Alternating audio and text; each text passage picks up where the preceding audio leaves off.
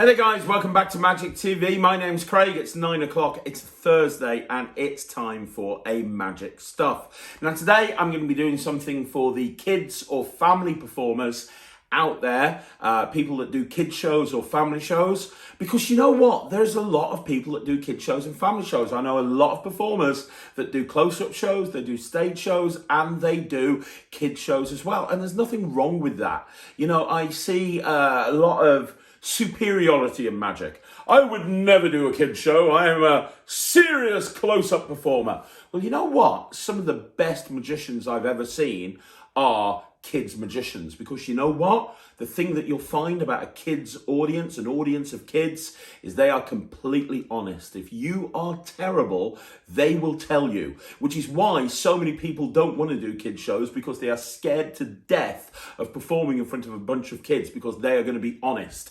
Adults are not honest. They are conditioned to be polite. So even if you go over and bumble your way through the worst close-up trick in the world, they'll probably say, hey, that was very nice. Yes, well done. Good job, old chap.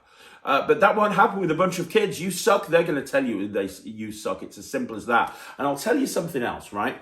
Here's the thing. When the world goes back to normal, and I'm not talking about a new normal, I'm talking about an actual normal, the first thing that's going to come back is going to be kid shows. It's not going to be close-up magic. The very term close-up magic is going to make people nervous. They're going to feel a little bit nervous, and we're going to have to bring social distancing into our close-up shows, and that's absolutely fine. That's fine. We can adapt, we will adapt, and we'll overcome, and we'll make it work. But I'll tell you right now, parents are desperate to book live entertainment for their kids' parties. It's why so many people are booking virtual shows for kids' parties right now, and there are. There's way more people booking virtual shows for kids' parties than there are people booking virtual shows for close-up magic or stage magic or cabaret magic. Yeah, there's quite a lot of bookings for it. I've done a lot myself. There's people booking corporate events and private parties and just family get-togethers, and that's cool. But you're not going to have a wedding virtually, or if you do, it's going to be very few and far between. But people are booking virtual shows for kids' parties left, right and centre, because parents want to provide a great birthday party experience for their kids. Even now more than ever, with the world the way it is, people want to provide a great experience for their children during the pandemic. And even after the pandemic's finished, parents are going to want to book live entertainment. Even if people are struggling for money, they do whatever they can to put a great birthday party together for their children. So I would advise any magicians that have never done kids shows before to consider doing kids shows. I think financially, it's going to be a very, very wise thing to do. But also, more importantly than that, I genuinely believe performing performing kid shows and learning how to perform kid shows makes you a better performer. Now, I know there's two arguments to this, and one side of the argument is you can tell when a person performs on stage and they're a kid's magician. You can just tell because they come across very kiddie. And, you know, I have seen that in the past before, but that's not always the case. You know, you would not look at my stage show and go, well, he's a kid's magician. You just wouldn't. So it's not always the case, but the ability to perform for kids really helps when you're performing close-up magic, because I've been to gigs in the past where there's a whole bunch of kids there, and rather than ignoring them or trying to perform something to them that doesn't work, it's nice if you can actually understand the principles of performing for children so you can do something for them at events that are special for them. Yeah, it's really important that you can do that. So I would advise a lot of magicians that have never done kids shows before to start working on a kid show. And I'm seeing a lot of magicians that are doing that. And that is who this video is for. What I'm going to be talking about today are, in my opinion, three classics of magic that have been around for years that are perfect for kid shows. And you've probably, you know, these are tricks that have been around forever. And the same problem with close-up magic also exists with kid shows. Kids magicians are always looking for those shiny new props that they can bring out, that they can show and perform in their act. They're looking for the latest and greatest thing. And it's the same with close-up magicians. Close-up magicians are looking for that big thing that they can put into their act that's going to make them a superstar. And they forget about the stuff that's come before. They forget about the stuff that's come before. And Yeah, so this series of 3 tricks, I'm going to present to you 3 tricks using props that are as old as the hills, but they are just as good today as they were back in the day. And I'm gonna go through these with you right now. So this is a list of 3 tricks that are very, very old, that are perfect for kid shows. So, number 1, we have the sponge balls. Sponge balls have been around forever, right? Sponge balls have been around forever. And it's a favourite of close-up magicians. And you know what? I have seen kids magicians do sponge balls really, really well. John Kimmo, he does sponge balls. Great. He does it really, really well. As an opener, he does it as kind of almost like a pre-opener to his show. And he does a really wonderful routine.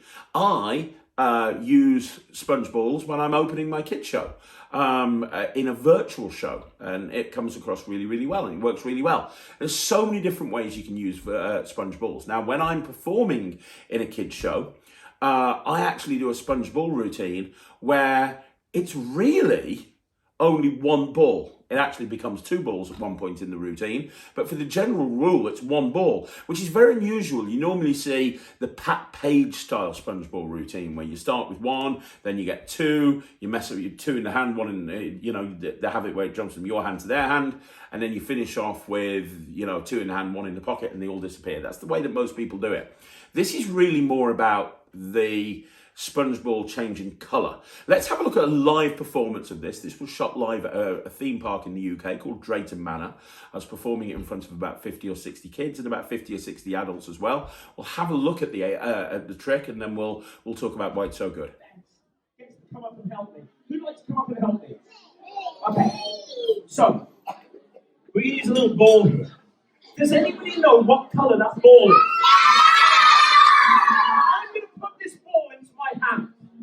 And we're going to make this ball change into my favourite colour. My favourite colour is red. So we're going to put the ball in my hand. You guys are going to shout red. And when you shout red, hopefully the ball will turn red. And whoever shouts its loudest will come up and help me with the next trick. Who'd like to come up and help me? So all I have to do is put the ball in my hand. You will shout red and it'll turn red. Let me ask you a question. Guys, are you ready? Everybody watch the ball. On 3, you're going to shout red. 1, 2, 3.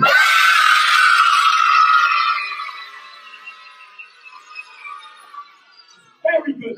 Very good. You managed to make the ball go red. I'm very impressed. Very good. That's amazing. No, I can't have anybody come up if it's not red. Let's try again. Everybody on the count of 3, shout red. 1, 2, 3.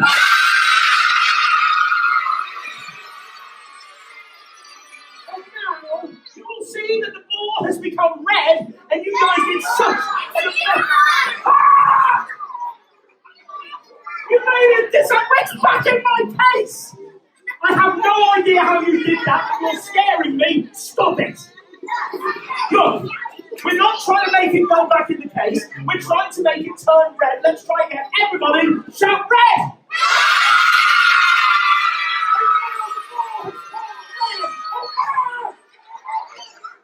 Stop it! Look. We're trying to make it turn red. We're not trying to make it disappear. So watch. We're going to take the ball. And what we're going to do... We're going to make it go left one. Go on. Right now.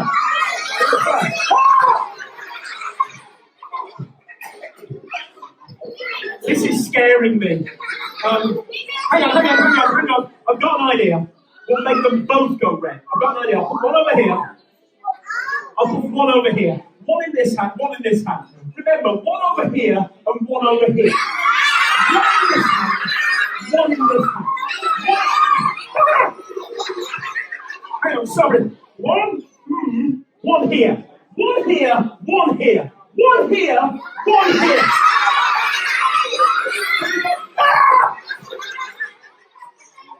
I need someone to hold on to one of these balls for me.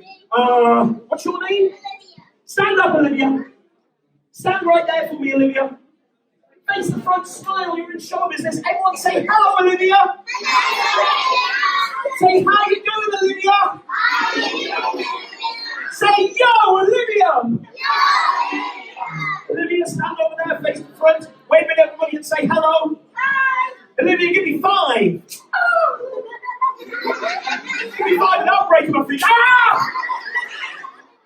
break off again. She missed. Did you see that? Ah! Right, Olivia, hold your hands out for me. One ball there. No, keep your hands nice and flat. One ball there. I am going to hold on to one ball. You are going to hold on to one ball. That way, there is no way that anything weird can happen. Which ball would you like? Good job. So I'm going to hold on to this one. Now, let me explain. I want you to squeeze this one really tightly in that hand, as hard as you can. Can you do that, Olivia? Hold it and put your hand high up in the air like this. You hold that one. I will hold this one. If I hold this one and she holds this one, there is no way that this one can disappear! Olivia, you only had one. You got two!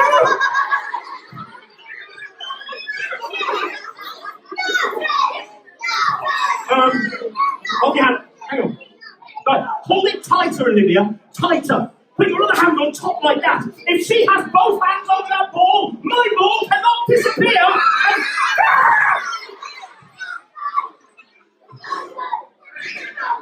Okay, sit down. Give Olivia a big round of applause. That's scaring me. Look. This is silly. I can't get somebody up unless this ball turns red. We'll try one more time. I'll put it in my hand. Everybody is going to shout red as loud as they can, and hopefully it will turn red. Guys, are you ready? I said, are you ready? On three, 1, 2, 3.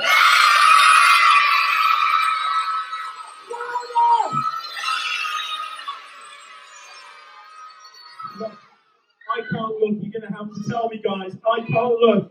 Did it turn red? It did. Give yourselves a big, massive round of applause. So if you think about that routine, talk about pack small plays big, right? Talk about pack small plays big.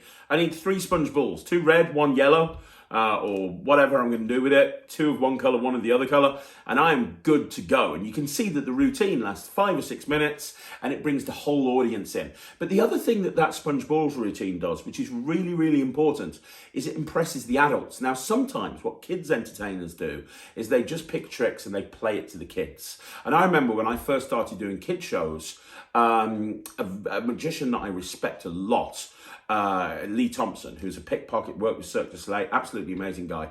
He came and saw my shows at Cadbury World, and he turned around to me and he said, that was a great performance, but you want to play it to the adults. There's adults in this room, play it to the adults. And I said, but Lee, I'm a kid, I'm doing it for the kids, I'm performing to the kids. He said, yeah, but the adults are here, they want to watch. Who books the gigs, the kids or the adults? And it's true.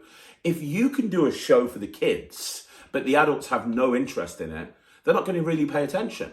But if you can do a show that appeals to everybody and the adults watch it and they go, actually, I've got no idea how that's done. What happens is they're the ones that go, oh my gosh, that's amazing. They watch the whole show and they're more likely to book you because they remember the show instead of turning off because it's blatantly just a show for kids and they're talking at the back, which then creates its own problems. So you want to do tricks that will work for absolutely everybody. And this is a perfect example. This is an absolute perfect example because when you're doing the vanishes and everything's happening, the kids are really getting into this. They're really getting into this. But you can see the adults are just like, how is this working? This doesn't make any sense. The other thing that makes this routine so good is it's a very simple premise. I'm going to make this ball change colour. Everything that happens from that opening hook line through to the close of the routine is just byplay. It's just byplay, but the whole routine is about, I'm going to make this ball change colour. The kids totally understand that. And the byplay in the middle, we're relying on a lot of look, no, see here. Look, no, see is very, very important. It's the concept of something happening and you're not aware it's happening. And that's very, very important when you're performing for kids because the thing you need to understand is when you're performing for kids, they want to help you. They want to tell you what's going on. They're not being naughty, they're just trying to help you. So when you're saying, right, I've got this ball here, I'm going to make this ball change colour. Look, it's changed colour, that's absolutely amazing. They're screaming because they want to tell me that the ball's not there. And look, no, see is the art of getting, almost like getting the kids wound up. So I'm arguing them and saying, no, it's changed colour. Then that causes them to argue even more. And then when you look over and you see that it's not there, you've got that reaction of, what? Huh? which is really important. The kids find it hilarious if something goes wrong and you react to it in a silly way. So it's important to kind of channel your inner Jim Carrey, right? And give your worst overacting as you can. What? That makes no sense. That's really, really important in a kid's show. Look, no, see is so important. So you know, something's happening, the kids are telling you, you eventually see it and you react, and the reaction builds and builds and builds. Kids love repetition. The same thing happens over and over again. They expect it and they find it funnier and funnier and funnier. And all of this byplay leads up to the finale, which is a sponge ball changing colour, which is literally just a Bobo switch with sponge balls. It's the easiest move in the world, but listen to the reaction I get from the audience.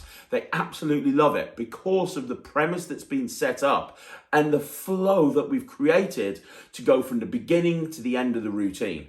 And that is really, really important. So if we can learn anything from this first performance, we can learn that look, no, see is really important. Kids are conditioned from a very young age that adults know the answer to everything, which is why kids ask a million questions. And normally they ask an adult, a parent, a guardian, a teacher, a relative, because they are conditioned to know that adults have the answers to everything. You are standing in front of these kids and you're telling them that you are a magician, which to them means that you are an adult with superpowers. So when you say, I can do magic, and then all of a sudden, you're doing magic, but it's not working, it's not doing what you meant to, they find it hilarious. It's a very funny premise, which is why characterization is also very important. Understanding your character. And the character I play when I'm doing kids shows is this person who is obviously good at magic. Magic is happening, but he's got no control over it.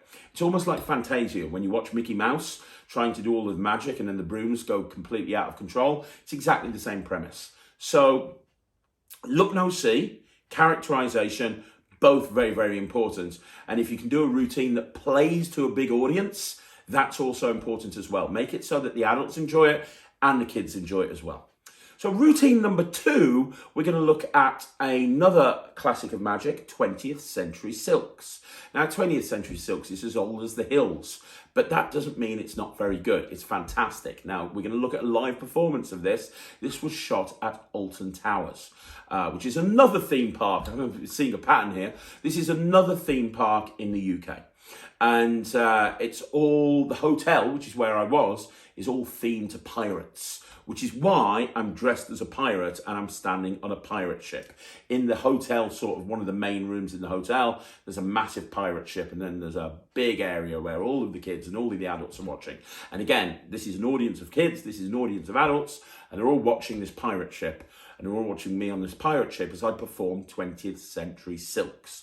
So let's have a look at the performance, and then we'll see what we can learn from this and talk about why the routine is so good. Everyone say me! Okay, I can show you my favourite trick. It uses 3 hankies. Guys, the big loud voice, what colour is this one? Yeah! I put that one there. In an even louder voice, and I mean a ridiculously loud voice. What colour is this one? And the loudest voice you can manage. Which colour is this one? Right, here's the idea. Who here has seen a film called Charlie and the Chocolate Factory? When I sailed the 7 seas, that was the only film we could get on the TV, so I've seen it a million times. Now, who remembers the bit in the film where Charlie has a massive chocolate bar? And he takes the chocolate bar, he puts it into the machine, they press the button, it disappears in a million pieces, it flies through the air in 1,000 pieces, and it appears inside the TV, and Charlie reaches and takes it out. Who remembers that? Put your hand in the air if you do. I'm going to do a similar sort of thing. Other than that, I haven't got a TV, so I'm going to use these hankies. And also, I'm going to tie them together. And as well as the TV that I haven't got, I also haven't got a chocolate bar. I had a chocolate bar earlier on, and I lost it. It disappeared completely. No, it's not. It just vanished. It's magic. Okay, I had it. So instead, I'm going to use the yellow hanky. Now, tie the 2 purple hankies together. I'm going to shove them down on top. And then what's going to happen is I'm going to make the yellow hanky disappear. This is going to be the chocolate bar. It's going to disappear. My hand's going to be the TV. Or it's going to disappear, and it's going to travel in a million pieces, and it's going to appear tied in between these 2 purple hankies for the big finish. Would that be a good trick? Yeah! need to help me. Will you help me? Step one, you've got to put the yellow hanky into the hand until you cannot see it. It is really important that you cannot see that hanky. Now, you can't see the hanky. No, you can't see it. So I put it in my... Oh, sorry, it's come out the other side. Sorry. So I put it in my hand so you can't see it. Now, once you can't... Sorry, I'm going to put it in the hand so you can't see it. There you go. I put it in the hand so you can't see it. There you go. Sorry, I'm just going. You put it in your hand so you can't see it. You put it in your hand. Sorry, I put it in my hand so you can't see it. So there we go. Right, you can't see it now. Can you see it? Good, can't see it. Right, now what's going to happen now you can't see that hanky is I'm going to make it disappear right in front of your eyes on the count of three. There you go. On the count of three, you're going to shout out, look it out, but the hanky is going to vanish. It's going to become invisible, it's going to fly through the air, and it's going to land here tied in between the two purple hankies. So I'm going to put it into my hand, and all you guys have to do, I'm going to count to three, you're going to shout out, look it out. Are you ready? I said, are you ready? On the count of three, you're going to shout out, and now it's going to become invisible. 1, 2, 3! And now if I reach in my hand, you can see it is now completely invisible, and you can't see it, which is really important, because you can't... No, you can't see that. Are you telling me you can see this hanky? Oh, no, you can't. Oh, no, you can't. Can you? Really? Are you sure? Okay, I'll put it in again. Right, here we go. I'm going to put it all the way into my hand. Now I'm going to count to three. I'm going to hold my hand out like this. You guys are all going to shout, abracadabra. Can you shout really loud for me? 1, 2, 3. Louder. Let me show you. It's now invisible. Thank you. Thank you. No, it's not. Thank you. Thank you. Yay. No, it's not. Shut up. Yay. No, it's not. Shut up. Oh, you want me to open up my hand? You want me to open up my hand? Okay, there you go. Ta-da! Thank you. Thank you. This hand. Oh, sorry, you want me to open up this hand? There you go. Oh, you should have said this hand. I'm sorry, this hand. There you go. Both hands. At the same time. Like that. Travelling through the air, guys, and for the big finish, it's going to become tied in between the two purple handkerchiefs right here that's been tucked inside my top the whole time. I'm going to pull it out. You're going to shout abracadabra, and you will see it tied in between the two purple handkerchiefs for the finale of the show. Get ready on 3. 1, 2, 3. Giving ourselves a big, huge, massive round of applause. Who's had a good That's 20th Century Silks. Now, first of all, it is another pack small plays big trick because it does. It packs very, very small. It's just 3 silks and a way to vanish the silks, but it plays to a massive audience. It plays to a massive audience. Now, the one thing that I want you to learn from this is a hook line. The importance of hook lines. Now, what I mean by a hook line is what you say to grab the kid's attention. Because in reality, I'm performing this trick with 3 handkerchiefs. 2 purple, 1 yellow, right? That is in essence what the trick is. If I came out and I said, I'm going to do a trick with 3 handkerchiefs, the kids would not find it as interesting as the hook line I used, which is, hey, who here likes seen my favourite film, Charlie and the Chocolate Factory? Every kid in the world is going to have seen Charlie and the Chocolate Factory, right? So that's an instant hook. You know, kids are going to have seen Charlie and the Chocolate Factory. There's a very good chance they're going to have liked Charlie and the Chocolate Factory. So now this is something that they can relate to as opposed to a trick with 3 silks. The second thing I want you to notice in that routine is the vanish. I want you to notice I'm using a big handkerchief, so I'm not using a thumb tip. I'm actually using a hank ball. And notice the importance of body turns in the routine. So that the silk gets stolen into the hank ball, and as I turn to the side, my hand almost acts like a pendulum. This hand comes up here, with apparently the handkerchief. This hand drops down here, and that's when it goes south for the winter, and I drop it in my pocket. Understanding body turns is really, really important. Understanding where your audience is and making sure that you're turning in the right place to hide any unnatural movement. That's also very, very important. Now, I want you to look at the end of the routine with the 20th Century Silks, just at the moment where I open up my hands and show it's gone, and listen to that audible gasp from the audience, made up of the entire audience, adults and kids, going like this. And you get that reaction with that routine every single time you perform it, which is why I perform it. And the reason is the build-up. If I just took the handkerchief and said, look, I'm going to put it in my hand and it's gone, it wouldn't get that gasp. But it's the build-up that counts when you're performing to kids. And it's, again, I'm going to use the word again, but it's byplay. Call it what you want. Byplay, bits of business, whatever it is. It's that presentational, because the routine that I actually perform could be done in a minute, but it's how you build it up.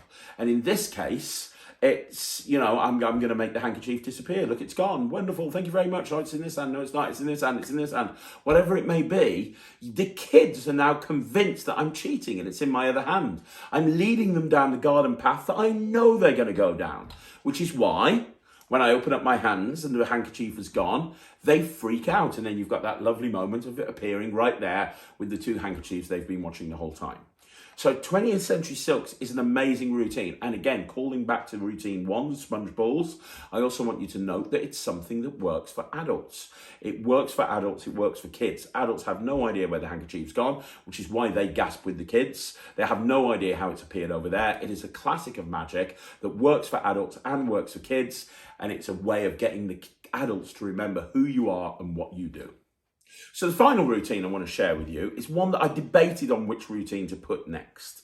And I've gone for a routine that is as old as the hills, and it's so old that a lot of people don't do it anymore, but it is just as good now as it was when it first got created all those years ago, and I am talking about the colouring book. Now, what I want you to learn from this routine is you shouldn't just do a routine as it's shown to us when we get it out the box. Because the colouring book, very simply, the routine is, look, I've got a colouring book.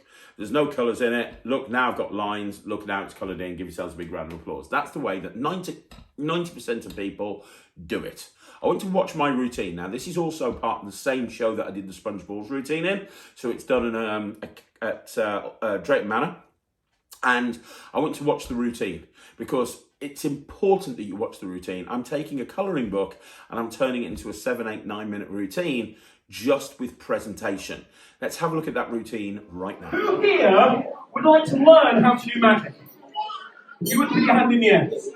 I'm going to teach you guys, if you're sitting on your bottoms facing the front, I'm going to teach you how to do a magic trick. The only problem is, if you tell other magicians that I've taught you how to do magic, I could be in so much trouble. So I've got to make sure you don't tell anyone. I'm going to make you take an oath or a promise. Everybody put your hand in the air, your right hand, put it high in the air. And repeat what I say what I say in a nice, loud voice. I state your name. No. When I say state your name, don't say state your name. Say your name. Let's try that again. Put your hand in the air. I. Your name. No. You don't say your name. You don't say state your name. You say my name. Put your hands in the air. I. My name. Stop it. I'll trust you. I'm going to teach you how to colour in by magic. Who likes colouring in? Who likes colouring in on paper? Who likes colouring in colouring in books? Who likes colouring in on their grandparents' living room walls? Who likes colouring in their sister's face? Who likes colouring in their brother's face? Who would like to colour in my face? No! Now, guys, I'm going to teach you how to colour in. To colour in by magic, you need something. The first thing that you need is something to colour in. Now I have here a colouring in book. I love colouring in. I bought this earlier on. Yesterday, I bought it. I'm going to show you. Now, this is no normal colouring book. Let me explain why. This colouring book has inside it pictures of different things to do with magic. There are clowns, there are wizards, there are witches, there's a lady with a crystal ball, lots of different pictures. I'm going to teach you how to colour this in by magic. Now, here's how you do it. You need a good imagination. If you've got a good imagination, put your hand in the air and say, me! Right, I want you to imagine that on your clothes are all the colours we need to colour in this book. When I say go, you're going to grab all the invisible colours off your colours. Put your hands out here, get ready. When I say go, you're going to pretend to grab all the invisible colours. 3, 2, 1, go.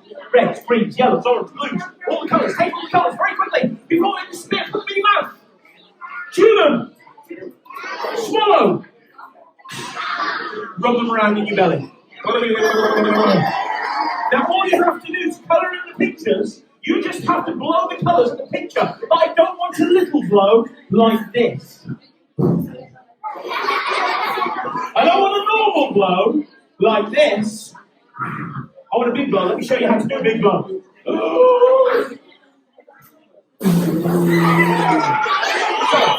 So practice. Take a deep breath. Hold it. And blow. Now, if you manage to do that, you will definitely colour in the picture. So, all of them, not just one of them, but every single one. So, everyone, take a deep breath. Hold it. Get ready. And blow! Ah, that's disgusting. Stop laughing, it's not funny. It didn't even work. You need to blow bigger. Everyone, take a deep breath. And another. And another. And another. Hold it. And blow! Oh. I can't look, you're going to have to tell me. Guys, did it work? Yeah! Every single picture. Hang on a minute. I was supposed to colour this in myself tonight. You've coloured it in. How am I supposed to colour it in when you've done it? It's not funny. Stop laughing. Stop it. Look. Wait. We're going to have to take the colours out. Now, here's how you take the colours out. You're going to have to suck them out. Like this. You're going to have to suck the colours out. But don't suck too hard. I don't want you to take the lines, just the colours. Get ready. Get ready. On 3, you're going to suck as hard as you can. 1, 2, 3. It feels lighter. It feels lighter. I think we've got rid of the cup.